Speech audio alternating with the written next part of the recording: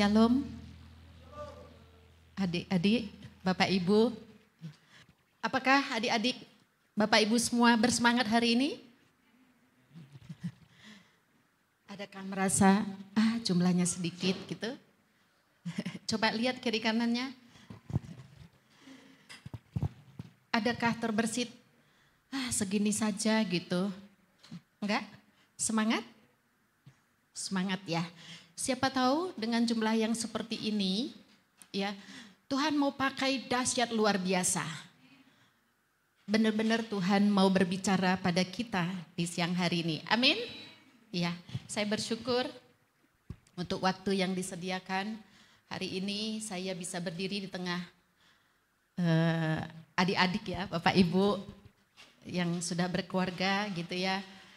Kita mau belajar satu firman Tuhan yang luar biasa. Apakah kita semua update mengenai tema di kuartal terakhir jemaat kita?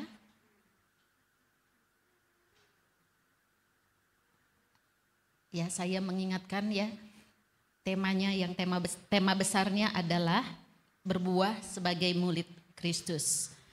Subtemanya pakai bahasa Inggris nih, being fruitful disciples of Christ. Ya, Yesaya 15 ayat 8. Mungkin sekolah minggu dulu masih ingat banget tentang Yohanes 15 ayat 8. Ada yang mengingatnya? Dalam hal inilah Bapakku dipermuliakan, ya, yaitu jika kamu berbuah banyak. Dengan demikian kamu adalah murid-muridku. Itu subtemanya. Lalu tema hari ini spesial adalah tertanam. Ya, coba ditampilkan. Nah, hari ini kita judulnya planted, tertanam, dari Mazmur 1 ayat 1 sampai 3. Sebelum kita bergerak banyak, saya mau sampaikan sedikit tentang kitab Mazmur ya, supaya nanti baca Alkitabnya jadi lebih mantap. Siapa yang masih punya buku Alkitab yang buku Alkitabnya? Atau tidak pernah lagi dibaca karena sudah punya yang melalui handphone? Ngaku deh. Benar semua punya? Punya ya? Jack punya? Oh punya. Gladwin punya? Ya. Kitab Mazmur itu mudah sekali ngelihatnya, ada di tengah-tengah dari Alkitab. Ayat terpanjang ada di sana. Nah, arti Mazmur itu adalah, nanti lihat semua ya di Google mungkin ya. Tapi itu artinya adalah pujian. Lagu, berarti harus dinyanyikan, dentingan sebenarnya. Nah itu mungkin teman-teman yang profetik, yang ngerti musik, itu pasti dalam banget pengertiannya. Ya. Mungkin senar-senar kali, kalau yang dentingan apa tuh, yang dipetik-petik kali ya gitu ya. Nah itu cocok sekali untuk dinyanyikan, terus juga diserukan, teriakin. Nah Mazmur itu ditulis oleh orang-orang yang luar biasa, kemudian dituliskannya penuh emosi dan perasaan. Dan apa yang dialami dalam hidupnya, yang dirasakan, itu yang ditulis. Dan kebanyakan itu tulisan daripada Raja Daud. Meskipun banyak yang lain ya gitu. Nah sedikit yang kita mau pelajari hari ini, yaitu di Mazmur 1 ayat 1 sampai 3. Coba next. Nah teman-teman semangat pasti? Ya, kita mau baca sama-sama bergantian. Yang kenceng ya. Ini tadi doanya agar kupingnya benar-benar disendengkan. Sebenarnya tadi saya mau buat kertas buat kita semua biar tulis gitu. Apa yang didapat. Kemudian setelah pas pulang nanti ditukarkan dengan hadiah. Tapi nggak sempat dibuatnya. Nah sekarang berubah, sekarang kita baca sama-sama. Saya yang pertama, terus teman-teman ayat yang selanjutnya bergantian. Oke? Mazmur 1, nah ditulis di situ ayat 1 sampai 6 ya. Tapi nanti kita bahas secara detail 1 sampai 3. Judulnya Jalan Orang Benar dan Jalan Orang Fasik. Mazmur 1 ayat 1. Berbahagialah orang yang tidak berjalan menurut nasihat orang fasik, yang tidak berdiri di jalan orang berdosa, dan yang tidak tunduk dalam kumpulan pencemooh. Ayat 2.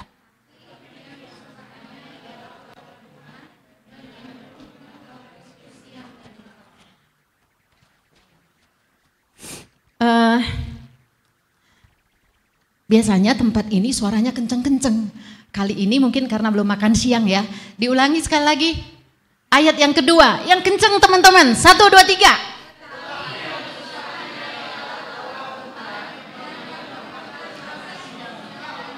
3. Nah gitu. Ayat 3. Ia seperti pohon yang ditanam di tepi aliran air, yang menghasilkan buahnya pada musimnya, dan yang tidak layu daunnya, apa saja diperbuatnya berhasil. 4.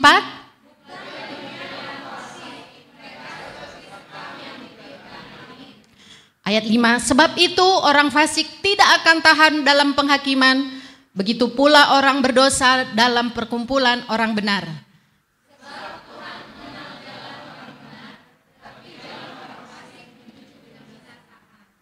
Amin. Ya.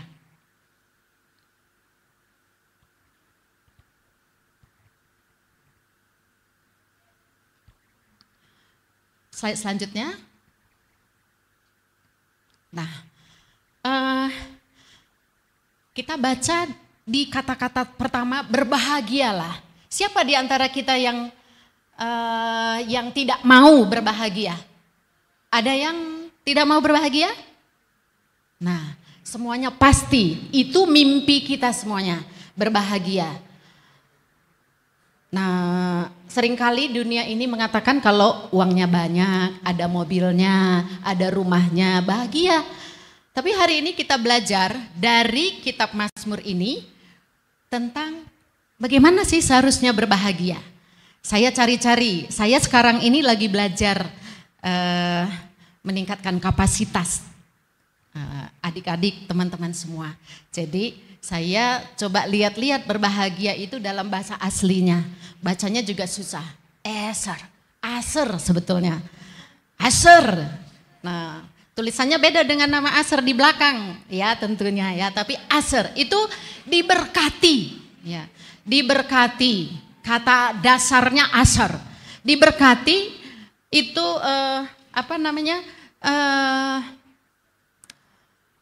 blessing bahasa Inggrisnya. Itu berkat yang diberikan, yang dirasakan antar kita. Jadi berbahagia itu identik dengan blessing, berkat. Itu yang dirasakan oleh kita. Tetapi kata yang lainnya identik, kalau bahagia pasti dapat berkat. Nah, berkat itu bahasa Ibraninya lagi adalah barakah. Ya, kita barakah. Jadi kita juga di sehari-hari jangan kalah ya, bisa ngucap yang kayak gini. Karena itu bahasa-bahasa yang Tuhan buat. Barakah itu artinya anugerah. Itu berkat, barakah, anugerah dari Tuhan. Jadi berbahagia itu dua hal. Bahagia karena dari berkat sesama, dan bahagia dari atas, yaitu Tuhan sendiri. Jadi dua-duanya, nggak bisa bilang aku dapat berkat dari Tuhan saja gitu. Aku ngerasakan dan cukup itu, dan tak perlu teman-teman.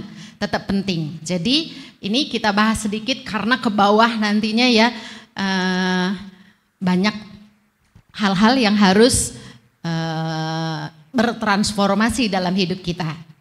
Oke, jadi berbahagia harus kedua-duanya, bahagia dari Tuhan dan juga sesama. Kemudian lanjut.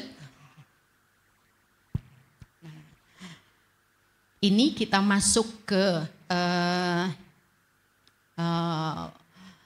Judul daripada perikop hari ini Mazmur 1 ayat 1 sampai 6 tadi adalah judulnya di atas, ada dua hal yang kontras yang disampaikan oleh kitab Mazmur, yaitu orang bijak dan orang fasik.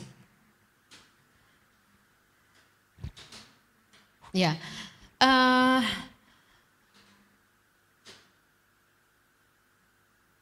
orang bijak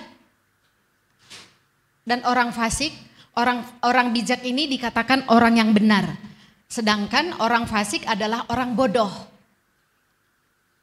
Dulu sekolah minggu ada tulisannya tuh, di dalam dunia ada dua jalan. Itu Gita yang buat, bukan saya. Nah, adik-adik, kita semua saudara-saudara, kita ada di mana? Milih yang mana? Jadi kitab Mazmur itu berisi salah satunya adalah hikmat, ya, perilaku dalam keseharian kita. Nah, ini penting kita tahu supaya kita bisa tahu bersikap selanjutnya. Nah, orang yang bersamamu memberikan pengaruh terbesar dalam hidupmu, penentu hidupmu. Saudara-saudariku, dalam Kejadian 3 ayatnya, coba lihat. Ya, Kejadian 3 ayat 11. Tuhan pernah berkata kepada Adam seperti ini, siapakah yang memberitahukan kepadamu bahwa engkau telanjang? Itu Tuhan bicara kepada Adam. Berarti ada orang atau ada pihak lain yang telah memberitahukan sesuatu kepada Adam dan dia mengikutinya. Lalu dia telanjang, dia sadar dia telanjang. Nah, ini sama dengan kita mengikuti jalan orang bijak atau jalan orang fasik. Kalau bukan itu dari Tuhan, kata-kata firman Tuhan, maka ada kata-kata yang lain atau ada pengaruh yang lain, pengaruh berita-berita dan yang bukan dari Tuhan, itu adalah kata-kata setan, kata-kata yang lain yang bukan dari Tuhan. Nah, Alkitab mencatat bahwa di luar daripada Tuhan, di luar dari orang bijak, di luar daripada kebenaran firman Tuhan, ujungnya membuat telanjang. Ya, kalau telanjang gimana? Bagaimana? Malu, ya kan? Iya, itu sama dengan binasa. Kemudian ada satu lagi firman Tuhan, Matius 7 ayat 13. Di sana khotbah di bukit, Bapak Ibu. Khotbah di bukit itu ujungnya mengatakan bahwa ada dua jalan. Jalan yang lebar, jalan yang sempit. Jalan lebar itu banyak pengikutnya. Itu menuju kebinasaan. Sedangkan jalan yang sempit sedikit pengikutnya. Susah. Tetapi ujungnya adalah kehidupan. Nah, ini harus kita tahu di awal. Makanya betul-betul kitab Mazmur itu hari ini kita baca bersama-sama, dikatakan diawali dengan berbahagialah orang yang kesukaannya Taurat Tuhan dan yang merenungkannya siang dan malam. Lalu dikatakan di sana judulnya adalah jalan orang benar dan jalan orang fasik. Nah, kalau mau berbahagia maka ada syaratnya. Ya, kita sudah tahu jalan orang bijak dan yang fasik seperti ini. Jadi pertanyaan di awal, kita ada di mana jalan kita? Sudah bisa nentuin kita jalan yang mana? Jalan dipilih yang mana? Ya, pastinya kitab Mazmur itu adalah menyampaikan hal-hal bagi orang bijak. Ya, jadi kita mau ikutin jalan yang bijak. Gitu ya, lanjut. Nah, Judul hari ini kita adalah tertanam. Kita belajarin dulu tertanam. Tertanam itu kita ada di gereja lokal gitu Bapak Ibu. Nah kita ada di tempat persekutuan-persekutuan supaya kita bisa benar di jalan yang benar itu. Nih Ibrani 10 ayat 19 sampai 22 saya bacakan untuk kita. Jadi saudara-saudara, oleh darah Yesus Kristus kita sekarang penuh keberanian dapat masuk ke dalam tempat kudus. Karena Ia telah membuka jalan yang baru dan yang hidup bagi kita melalui tabir yaitu dirinya sendiri. Dan kita mempunyai seorang imam besar sebagai kepala rumah Allah.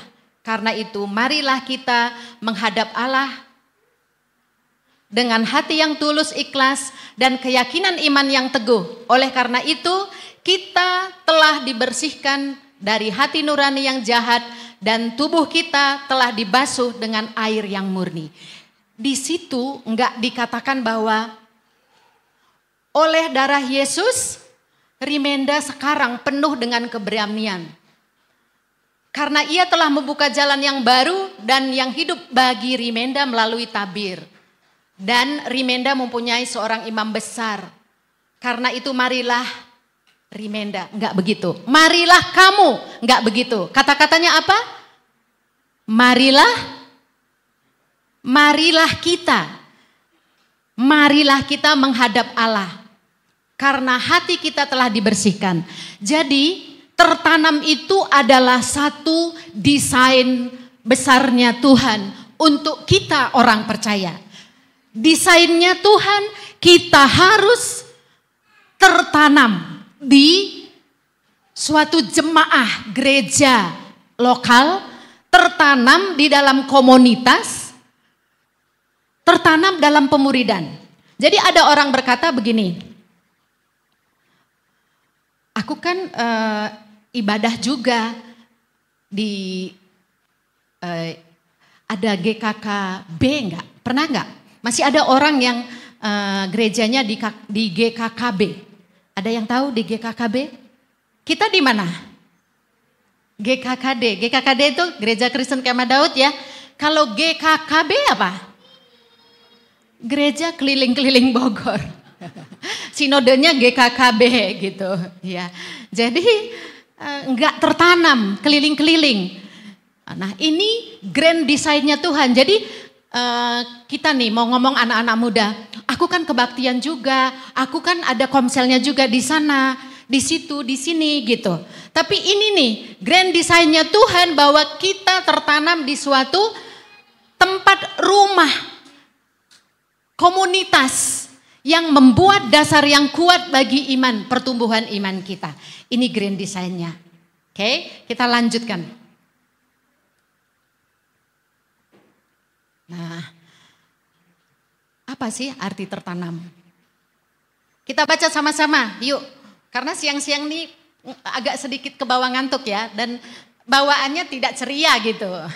Kita baca sama-sama, 1, 2, 3. Tertanam menjadi jemaat Kristus yang setia dan aktif dalam komunitas atau penggembalaan gereja lokal. Itu dari ayat firman Tuhan di Ibrani tadi. Kita didesain oleh Tuhan, difasilitasi oleh Tuhan, ada fasilitas untuk kita bertumbuh, yaitu di suatu komunitas gereja lokal. Jadi ini penting untuk kita ketahui semuanya. Ini kan kita masih sekolah, ada yang mau cari kerja dan lain-lain. Jadi ini harus tahu di mana kita tertanam. Makanya penting untuk belajar hidup berjemaat. Ya.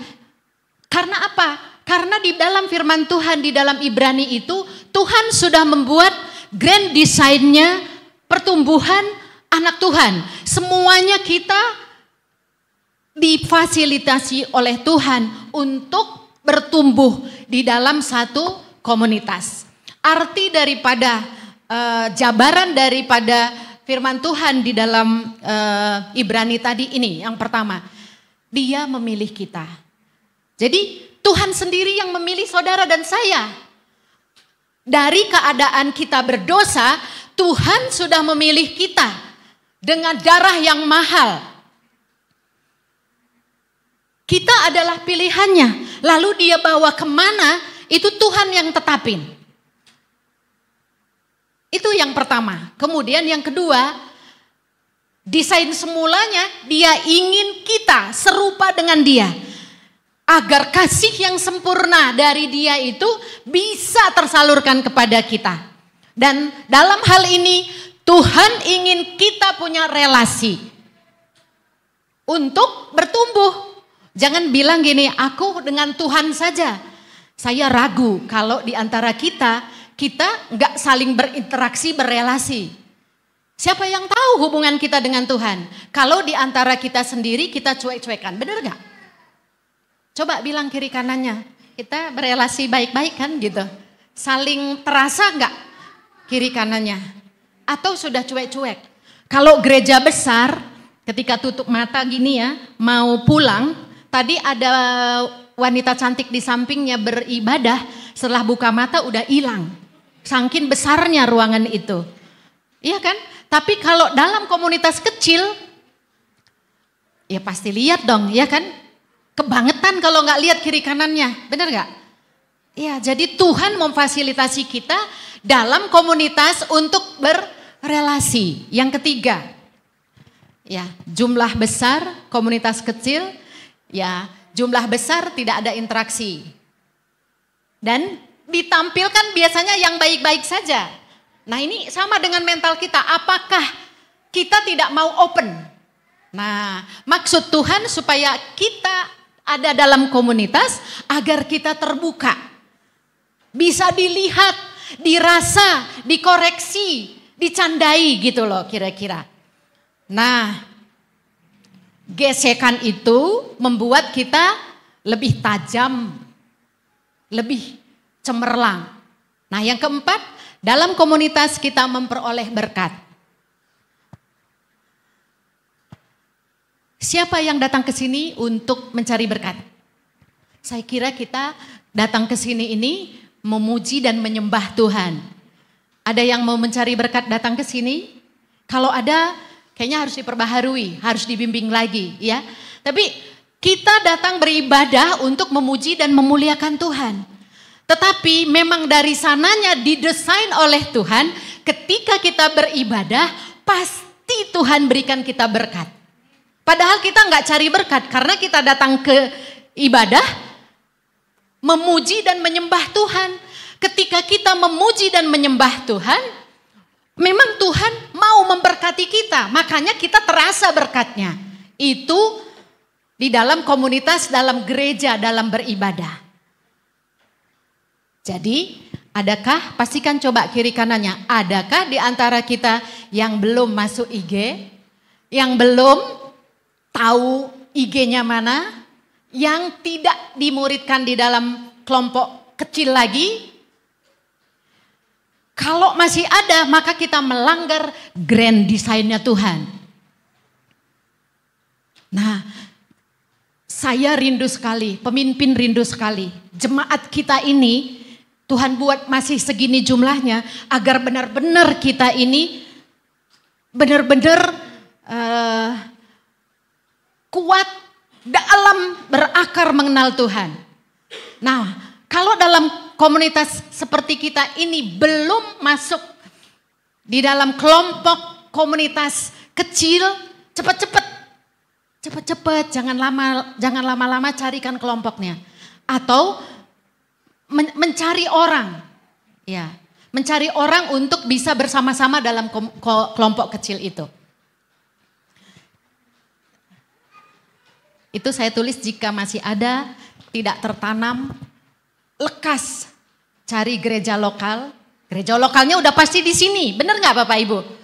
Ini harus tertanam, harus kuat di dalam hati kita, di sini gereja lokalnya. Lalu intimate grupnya masing-masing, kalau belum masuk segera. Lalu ada personal spiritual journey-nya, lengkapi. Karena itu akan membuat kita memiliki pondasi iman dan kehidupan yang kuat. Kalau tidak demikian, maka kita tidak bisa menyerap firman Tuhan, menyimpannya dan menghasilkan buah. Karena dalam kelompok besar seperti itu gak akan pernah kelihatan buahnya. Nampaknya manis-manis aja gitu. Ya, jadi yang paling efektif sekali untuk tertanam adalah di komunitas dan kelompok kecil.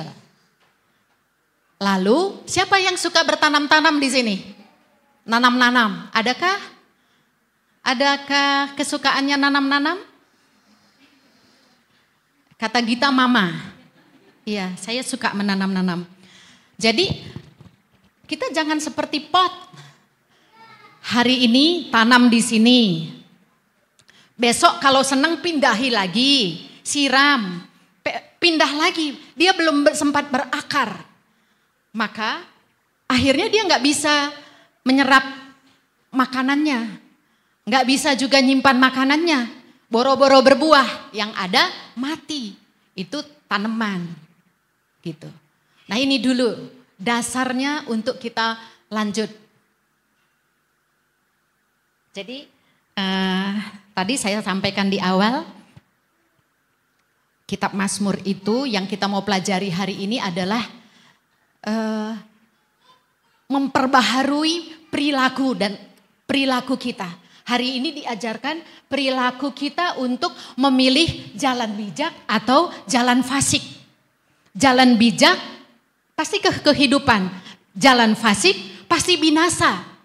Seperti Adam, dia telanjang karena mendengarkan nasihat si jahat. Tuhan juga katakan lebar jalan binasa, sempit jalan kehidupan. Tapi upahnya, ujungnya adalah kehidupan. Mau milih mana? Saya berharap kita semua pilih jalan bijak. Bagaimana caranya supaya bisa hidup di jalan bijak? Menang di dalam jalan bijak. Ini yang kita mau pelajari. Dasar firman Tuhan dari Ibrani tadi adalah grand design-nya Tuhan adalah hidup bertumbuh di dalam komunitas. Ya, saya bisa kok hidup saya juga anak Tuhan kok ya, anak Tuhan di mana saja kan, saya bisa beribadah di mana saja kan. Tapi kalau tidak dalam komunitas pasti tidak sungguh-sungguh. Ini kita ngelihat dulu flashback ke belakang. Waktu COVID-19 masih ingat gak?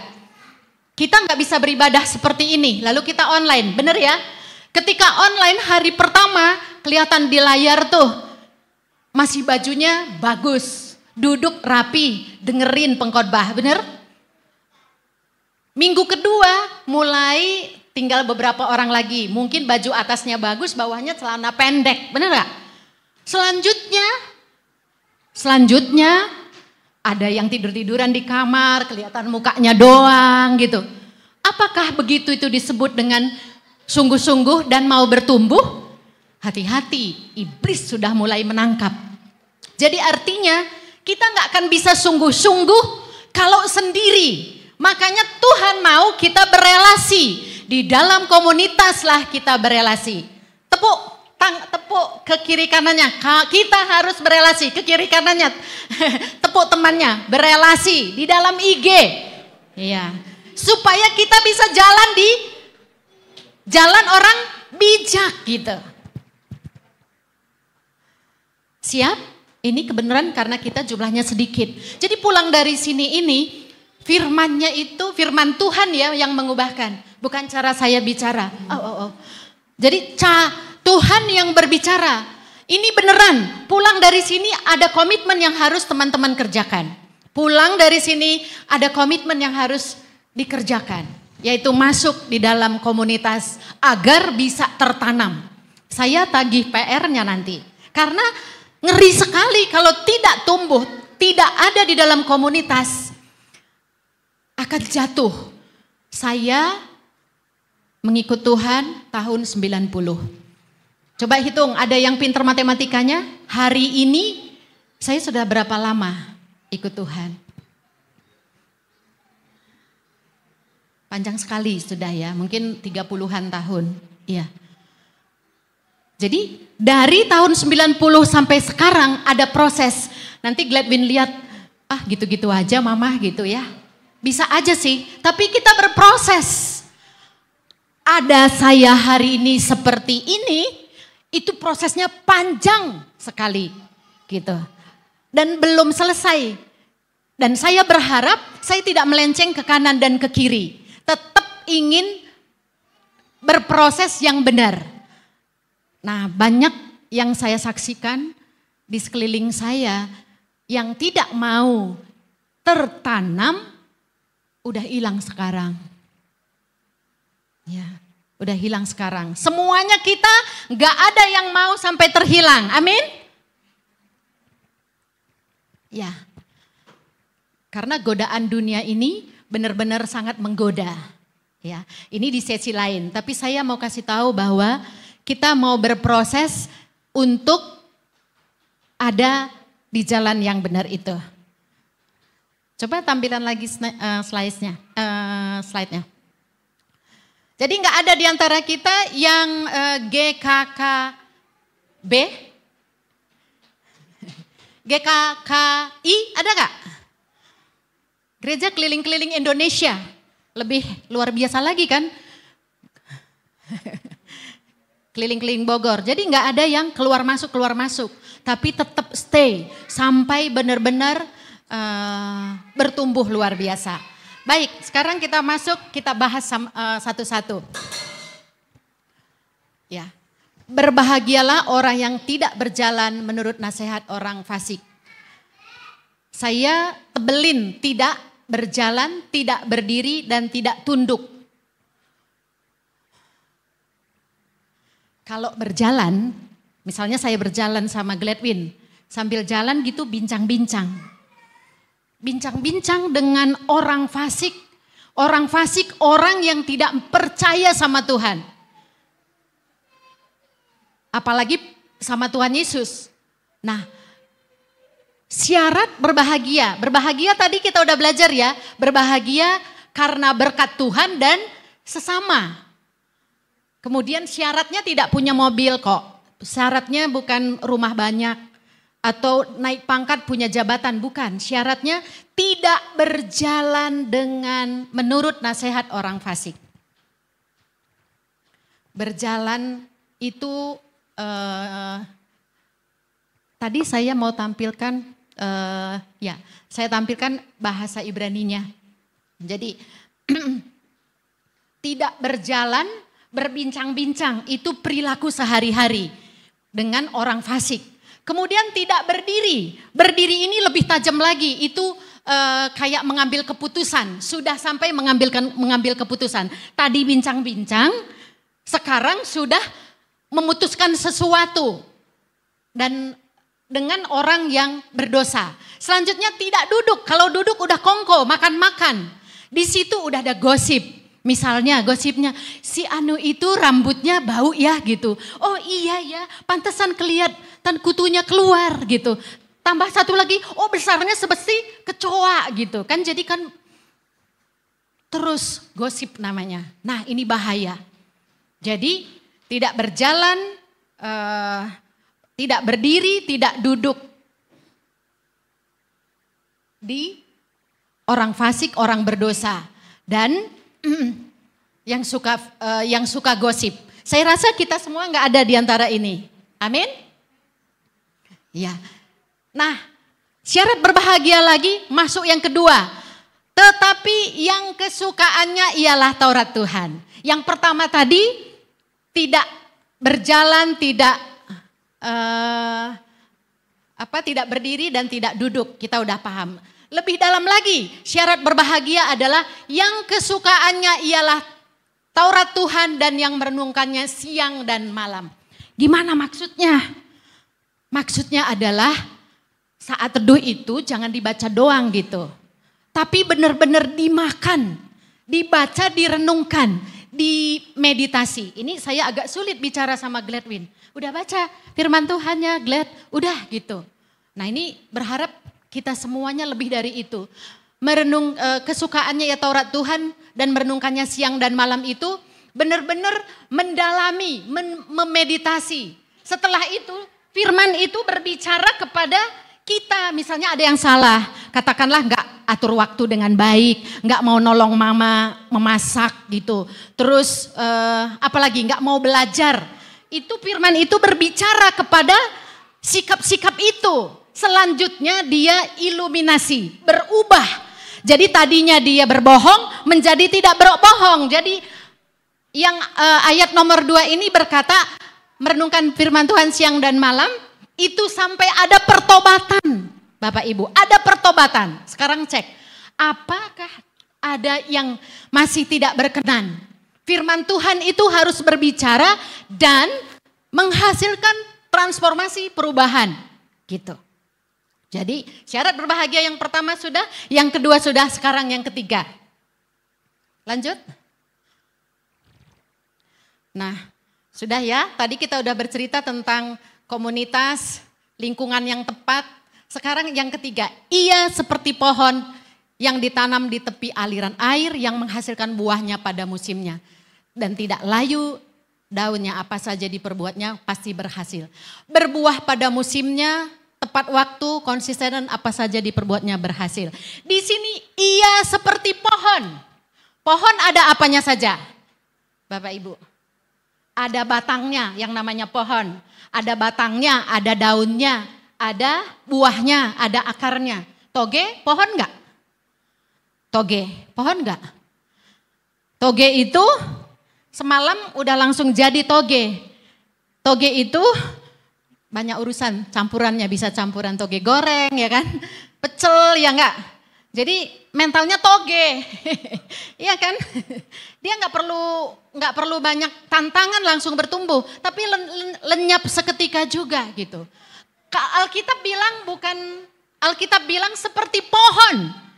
Jadi pohon supaya dia jadi pohon harus tanam dulu, benar nggak? Alkitab katakan tanam sampai dia menghasilkan akar dan ada pohonnya. Mungkin pernah ada cerita tanam korma.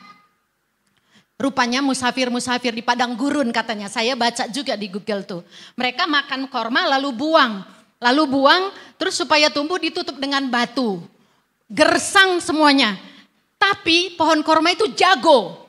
Dia ada waktunya lama sekali dia tumbuh cari akar. Sampai akar ketemu jauh gitu, oase. Katanya kalau di mana ada oase, maka pohon korma ada di sana. Dicari sama dia tanahnya, airnya. Setelah dapat akarnya panjang sekali baru dia nongol ke atas pohonnya. Dari mana? Siapa yang menggulingkan itu batu yang nutupi dia? Itu dari kekuatan yang ada dari akar itu, Bapak Ibu sekalian. Jadi nggak perlu doa pelepasan untuk ngilangin ngilangin batu. Jadi kalau ada masalah teman-teman, masalah Bapak Ibu, jangan minta Tuhan pindahin itu masalah. Tapi melekat dengan Tuhan, berakar dengan Tuhan. Dengan berakar dalam kuat dapatkan sesuatu dari Tuhan. Kekuatan itulah yang memampukan kita untuk menghalau masalah gitu. Jadi supaya berbahagia yang ketiga adalah ia seperti pohon yang ditanam di aliran air. Akarnya dalam, dia menyerap makanan dan menyimpan makanan. Dan itu yang mendorong pohonnya ke atas, kuat lalu berbuah. Nah, katanya di sana yang tidak layu daunnya. Sekarang ini artinya tidak layu daunnya itu seger terus. Baju saya agak coklat, ini sudah enggak seger. Teman-teman tadi kan warnanya hijau, itu seger. Jadi katanya orang yang tertanam, ia seperti pohon di tepi aliran air, dapat makanan terus, lalu daunnya seger terus, enggak pernah jadi coklat kayak saya gini. Jadi dengan demikian kelihatan bahwa dia bersemangat terus-terus. Sekarang perhatikan kiri kanan. Ada yang diantara kita pernah meredup? Tanda-tanda. Akarnya barangkali ada kumannya. Jadi betul-betul cek. Jangan-jangan karena kita nih merengut, tidak terasa gitu sukacitanya. Kan kelihatan daunnya mulai menguning. Jangan-jangan, nah ini sudah ada virus. Dia nggak berakar, nggak ada meditasi firman, nggak ada saat teduhnya, nggak ada doanya lagi. Siapa yang bisa kontrol? Yang bisa kontrol adalah persekutuan IG pemuridan kita. Kalau kelompok besar nampaknya oke-oke semuanya, baju mentereng nggak kelihatan. Tapi ketika dalam keadaan punya masalah, yang tahu dan bisa mendoakannya adalah teman di dalam IG kalian. Teman di dalam pemuridan kalian. Dan disitulah kita bisa terbuka. Disitulah kita bisa latihan iman. Disitulah kita bisa menyatakan semua kelemahan kita. Disitulah kita didoakan. Disitulah kita saling mengasihi. Kadang-kadang disuruh silakan Pak Umbu berdoa ke depan gitu. Kalau enggak siap-siap grogi juga kan ke depan. Saya juga grogi dulu tadi. Saya tidur tadi malam hanya 2 jam memikirkan apa yang Tuhan mau inginkan buat anak-anak. Jadi saya agak kekurangan konsentrasi. Jadi apa dulu yang diomongin ya gitu. Walaupun saya sudah buat secara sistematis. Tapi saya mau katakan, kalau dalam kelompok besar gini tiba-tiba disuruh ke depan, kayaknya grogi. Ketika tutup mata, Pak Umbu nanti doa ya gitu. Pada saat saya tutup mata mungkin dia udah keluar. Karena mungkin gak siap-siap, bisa jadi. Tapi coba kalau ada di IG, pasti kan setiap hari bisa sharing firman Tuhan. Iya kan, bisa berdoa belajar. Bisa belajar melayani, melepaskan orang dari keterikatan. Kalau kelompok besar begini gak ada latihannya. Tapi kalau di dalam IG, percayalah. Dari nggak bisa jadi melayani. Dari tadinya kita yang banyak dosa yang kita perbuat masih kalah gitu. Tapi dalam IG ketika kita sharing kita akan mengalami kelepasan. Ya gitu ya. Jadi pada musimnya dia akan berbuah. Dengan demikian orang lain dapat mencicipi buahnya. Terserah mau buah apa. Kalau saya orang Medan buah durian memang agak tajam sih. Tajam, tapi dalamnya enak buah durian, iya enggak? Gitu, tapi kalau di Bogor mungkin buahnya sao, lembek, iya kan? Manis juga, no problem, terserah teman-teman buahnya apa. Tapi pastikan enak, gitu, iya. Jadi buahnya terserah, mau buah durian, mau buah kelengkeng, mau buah apa gitu. Yang pasti berbuah, dan berbuah itu dinikmati oleh orang lain. Gitu maksudnya, buahnya pasti buah roh. Setidaknya ya happy dong kalau jumpa. Tidak merasa bersalah, tidak merasa tak punya teman dan lain-lain. Ini rumahnya, ini IG-nya, ini komunitasnya. Lanjut, udah selesai waktunya ya. Lanjut sedikit lagi dah ya. Nah, ujungnya saudara-saudara sekalian. Berbahagia, katakan tidak kepada. Yuk kita baca sama-sama. Katakan tidak kepada berjalan menurut nasihat orang fasik. Perilaku, sikap, tindak tanduk, rencana dan tujuan. Katakan tidak padanya. Yang kedua, tidak berdiri di jalan orang berdosa. Mengambil posisi dan sikap tunduk dan aktif pada orang berdosa. Jadi ini ada buahnya. Harus jadi berbeda. Siap untuk dimanapun berada menjadi pihak yang menyendiri. Tapi berkualiti ya. Jangan karena minder. Kalau diajak nonton ke bioskop terus-terusan. Pilih dong IG. Berani ngasih tahu. Saya mau ikut IG daripada nonton ke bioskop. Berani harus begitu. Ketiga, katakan tidak kepada duduk di dalam kumpulan pencemooh, pola berpikir, duduk gosip. Itu Mazmur 1 ayat 1, ini kesimpulannya. Lanjut, kesimpulan kedua, berbahagia di hadapan Tuhan dan manusia, diberkati sukacita beruntung. Kesukaannya firman Tuhan. Kesukaannya firman Tuhan adalah mendengar, meditasi, kontemplasi, iluminasi, pertobatan teman-teman. Cek sekarang. rugi rasanya. Iblis tuh seneng kalau keluar dari sini nggak ada perubahan. Cek. Cara kerjanya udah benar belum? Cara sekolahnya, cara belajarnya. Jangan-jangan main banyakan. Hitung. Saya sampai hari ini membuat checklist saya. Minumnya berapa, olahraganya berapa gitu. Ada berapa bulan loss, sakit lagi. Kayak anak TK itu wajib loh.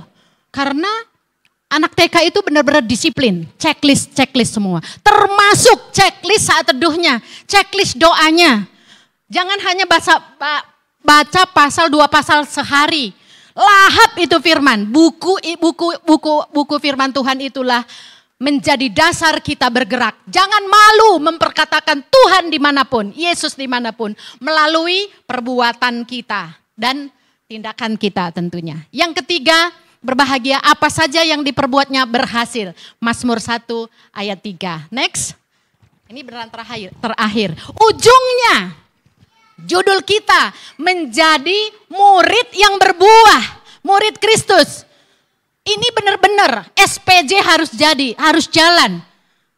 SPJ apa? PSG, Personal Spiritual Journey.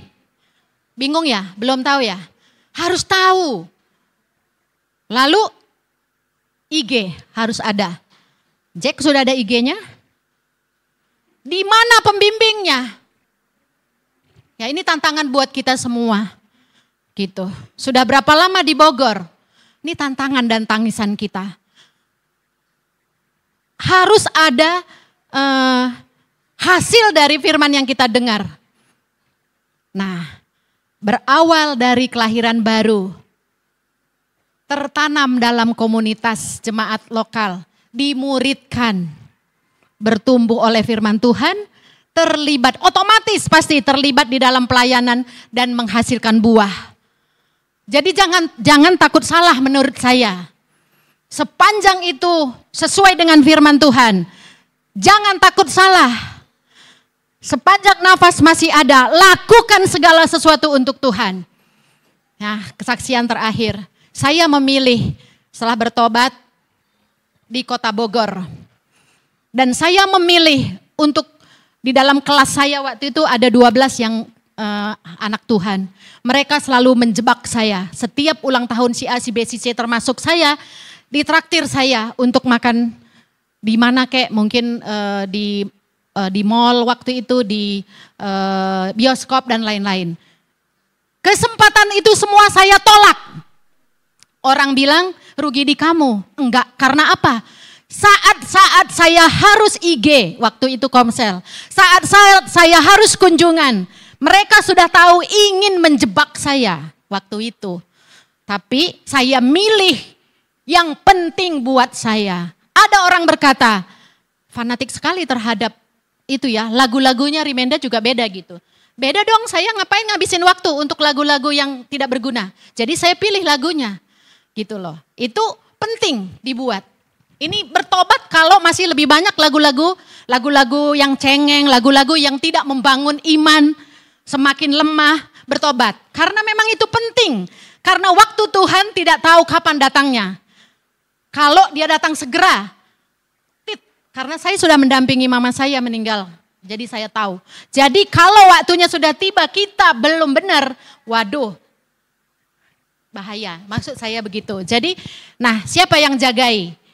Bersyukur hari ini kita dapat firman Tuhan tentang tertanam, planted, untuk growing di dalam komunitas. Jadi tujuannya adalah keluar dari sini evaluasi. Kalau belum ada IG-nya segera cari. Kalau kita bukan di IG, kita cari IG. Maksudnya gini, kalau kita bukan jadi member, anggota, kita menjadi pembimbing, gak apa-apa, cari 2-3 orang, jadikan. Wajib, ini wajib gitu. Supaya kita bisa dikoreksi di sana dan kita bisa berakar dalam dan beriluminasi, pertobatan terjadi dan ada buahnya. Selesai? Iya. Pada ujungnya ini beneran. Pada ujungnya pasti, ini pasti, baca kitab Wahyu. Pasti ada bedanya orang yang ikut bijak, jalan bijak, maka ujungnya adalah kehidupan yang kekal. Sedangkan fasik yang mungkin kita iri kepadanya. Kayaknya tidak ada masalah dalam hidupnya. Tapi nyaris mereka tergelincir. Seandainya kita ikut di sana, maka kita ikut barisan itu. Saudara-saudariku, Tuhan yang buat kita ada di sini bersama-sama. Marilah kita sama-sama bertumbuh bersama dan berbuah bersama. Tuhan Yesus memberkati. Kita berdoa.